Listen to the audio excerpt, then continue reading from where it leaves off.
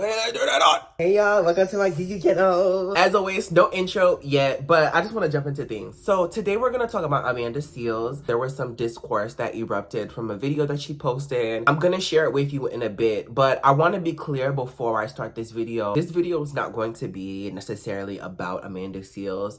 This will just be me using the discourse that happened around her to have another conversation on what I believe to be is the plight of Black content creators. So buckle up and let's get into all the mess.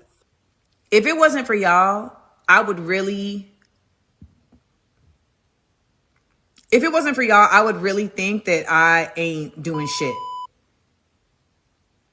Because the industry I'm in does not recognize me.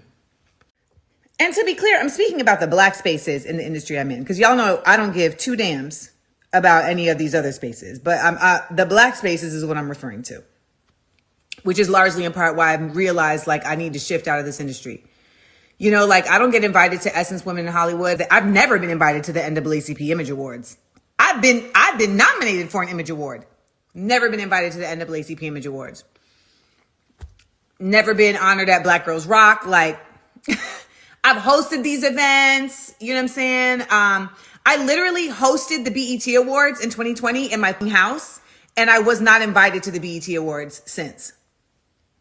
So I just want to thank y'all for always reminding me that I really am valuable, because the game and the industry that I've been in has never let me know. So after watching Amanda's video, there were some tweets, some conversations that I came across on Twitter. I'm going to try to throw them up here. And you know, something that I noticed, I shared this to Twitter. A lot of the criticisms that I saw people make about Amanda Seales in regards to her platform, the usage of her platform, and the constant mention and centering of Blackness, race, a lot of those critiques, a lot of the frustrations people were sharing were really criticisms that I've witnessed and I've seen several times be applied to other Black content creators, more specifically people who make social justice content. They say the same thing on just about anybody who's Black, makes social justice content, who's outspoken, who you can clearly tell is activated by their lived experiences and their frustrations with these systems of oppression that we exist amongst. I can tell you from personal experience, every other day I come across tweets and conversations of people throwing around phrases like Shea Butter Twitter, social justice warrior,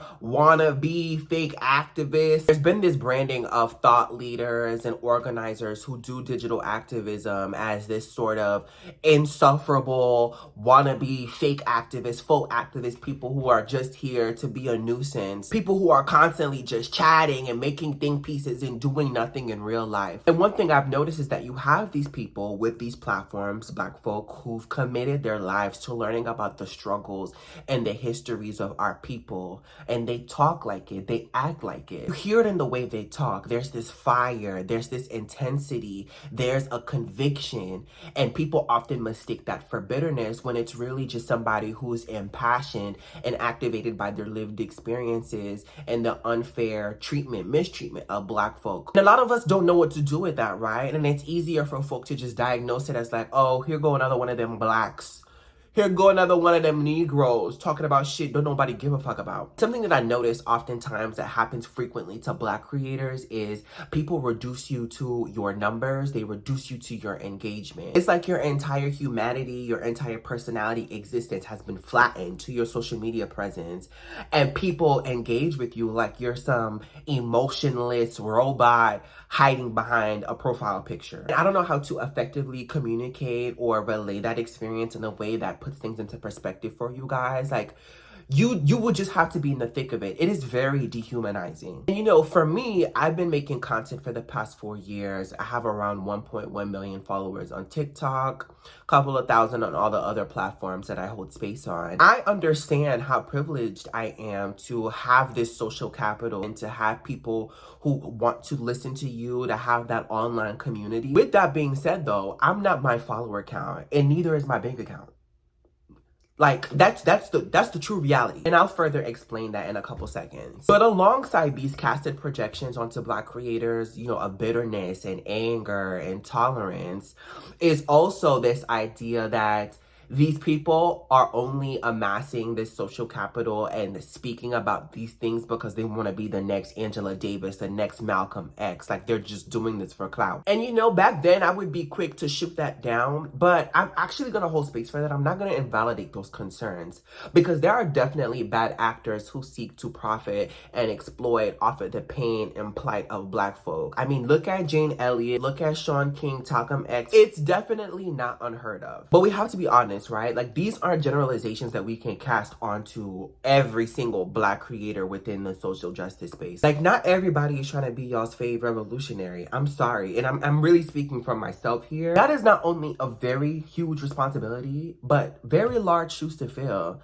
And I don't think y'all understand the times are different too. In today's climate, with the rise of social media, I don't think we'll ever see anyone have that kind of parasocial relationship to people within this space like that. Unless you're some celebrity of like Beyonce's caliber, ain't nobody give a fuck about following some random Black activist to an imagined promised land. Like, the days of pedestaling a Martin Luther King or a Harriet Tubman, and Angela Davis, or Malcolm X, long gone. I'm sorry, long gone. And maybe in another video, or like maybe I'll tweet about it, I'll, you know, name why I feel like that's such a shared consciousness. Like, I'll put it into better language. But yeah, I honestly feel like that's where we're at. And when we talk about profit, right? Social justice creators, like, I have peers of mine within this space who make similar content, who talk about, you know, some of the things that I talk about. They're not making anywhere near what the girls who make beauty lifestyle content are making. No, the industry does not incentivize you for having these real conversations, these conversations that center Black experiences. They don't pay you for that. To hold these spaces online and to have the conversations that we do, it comes at a risk. And doing so prevents you from being able to make a sustainable living like some of these beauty and lifestyle girls are able to, right? Because our content is not deemed brand safe. And again, I'm having this conversation off of the heels of the discourse I saw around Amanda Seales. And this may come off as like me making a case for Black creators, but irregardless of who you are, how much social capital you possess, to be Black in any space comes with an extra layer of scrutiny, an extra layer of projection and disrespect. This is not a conversation exclusive to Black creators at all. If you are doing important work in service to community, there's a price to pay. And this shit only gets worse as you tack on different layers, different marginalizations to your identity.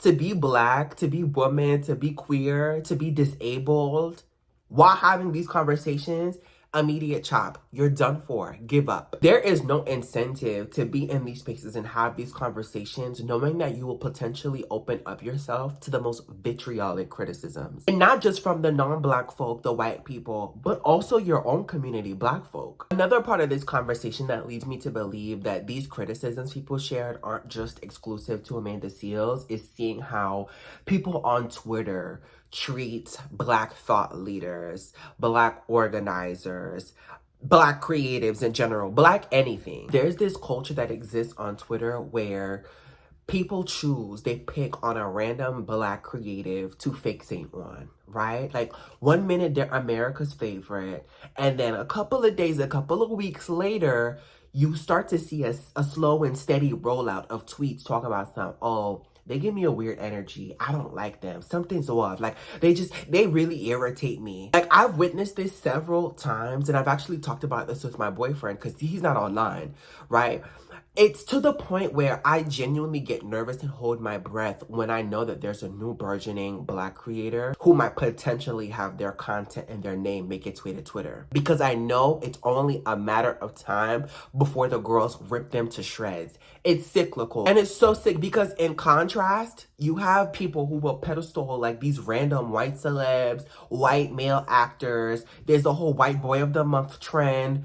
The girls don't reserve anywhere near the energy they have for Black creatives for these white creatives who actually are problematic. And so what pains me is like these Black creators oftentimes have no PR, they have no agency, no management, just personality and vibes. How do you expect somebody who was just thrust into these spaces, thrust into this hypervisibility, how do you expect them to emotionally regulate themselves when there's a digital crisis? or when people organize and rally together to harass and degrade them on the internet. Like a lot of these creators who make this social justice content, what I notice is people will build them up. They love their takes, they love their opinions, they love what they have to offer during the most critical of conversations, because those are the moments where people are seeking language, clarity, a newfound perspective. And then they violently tear them down when they feel like this person is no longer of use, or when they come across an opinion that they don't agree with. I truly do feel like in today's climate, people do not have a tolerance for education, for history, for Black culture, Black music, Black art, Black creatives, period. Like, it's almost as if we cannot be bothered to face our collective realities. And I think it's a trauma response. The girls want to escape. The girls want to escape. After what we've witnessed the last 4 years, matter of fact, I can tell you from my purview, from my perspective, to be 24 and to have witnessed in just my lifetime the death of Trayvon Martin, Floyd, Breonna Taylor, Oluwatoyin. There's a genocide happening in Palestine. The U.S. is currently manufacturing consent for an intervention in Haiti. Enough is enough. The girls are sick. The girls are tired. Hey y'all, it's Eric. Just wanted to step in really quickly and add something else to this section. COVID-19 did a number on us. Irreparable damage, irreparable harm. We're still in the thick of it. We're still in the thick of this pandemic. A lot of people are now dealing with long COVID and the debilitating symptoms that have arisen from that. I'm seeing the effects of the isolation we were forced into as a result of the pandemic. And that has resulted in like people being socially stunted. A lot of people had to reintegrate back into society and literally learn how to engage with one another again. And I feel like that is a part of this conversation that shouldn't be overlooked. A lot of people yearn just to move past the trauma that we all had witnessed during that period, during that lockdown. There's only so much you can take. And eventually you just want to tune out and you want to lean into the illusion of safety and security that the US wants you to buy into. But the reality is we have to acknowledge that these things happen to us, and they will continue happening to us even when we turn a blind eye to it. There were a myriad of concerns that came out of this discourse this week.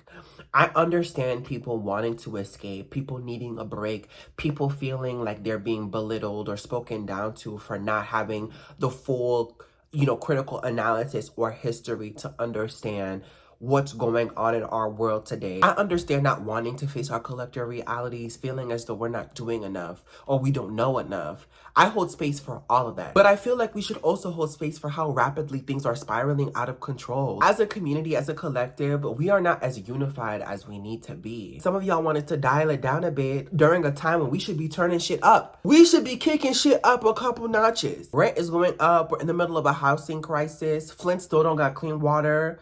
Everything going on in Gaza and Haiti, in Sudan, in the DRC. If anything, now more than ever is the time for us to be having these conversations, developing empathy for one another's lived experiences, and getting active. And some people will say, well, we've been having these conversations forever. It's getting tired, it's getting cheap, it's getting overdone, it's getting boring. I want people to understand that the point of these systems, the point of white supremacy is to tire you. It's to exhaust you. These people are playing the long game. They're banking on us becoming tired, becoming worn out, and succumbing to our trauma, succumbing to our desire to just move on, forget, to delude ourselves out of what we're actively witnessing and experiencing in this lifetime. But yeah, all in all, I think what I've dealt with the last 4 years and some of the conversations I witnessed online regarding Amanda Seales and Black social justice creators really put things into perspective for me and highlighted how lonely and isolating it can feel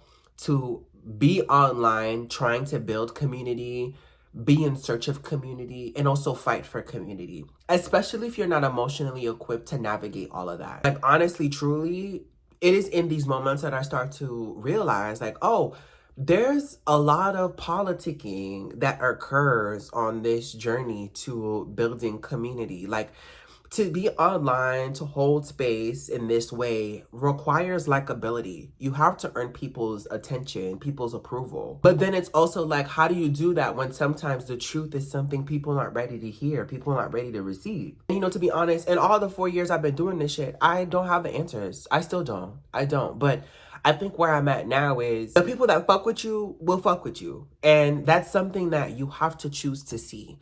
It's something that you have to choose to give your energy and attention to. And with that comes a refusal to pedestal the naysayers and make them louder or much more important than the community that is there to support you. You have to tune it out and focus on who and what is much more important. Anyways, that's all I have for today. If you're new here, please don't forget to subscribe, like, comment, share. Before I go, I'm really curious to hear like how y'all watch my content. Like I know for me, a lot of my fave channels I watch in groups with family, with friends. Like it's a family affair. So I'm curious to know if y'all do that. Anyways, I love you. I will see you in the next video. Kisses.